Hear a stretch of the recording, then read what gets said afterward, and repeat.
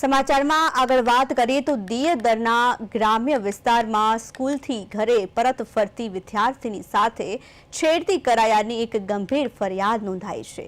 યુવતીના પિતાને જાનથી મારી નાખવાની પણ ધમકી આપવાનો આરોપ મુકાયો છે। સમગ્ર ઘટનાને લઈને વિદ્યાર્થીનીએ 112 પર ફોન કરીને પોલીસને જાણ કરી।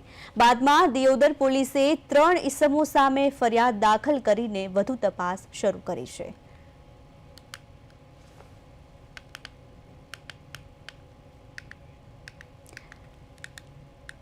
દિયોદરમાં વિદ્યાર્થીની સાથે છેડતીનો એક મામલો સામે આવ્યો છે, જેમાં ઈસમોએ વિદ્યાર્થીની પિતાને પણ જાનથી મારી નાખવાની ધમકી આપી હતી। આથી વિદ્યાર્થીનીએ 112માં ફોન કરીને પોલીસ ફરિયાદ કરી હતી। વધુ માહિતી માટે અમારા સંવાદદાતા ભીખાભાઈ પરમાર જોડાઈ ગયા છે। ભીખાભાઈ, શું છે વધુ વિગત?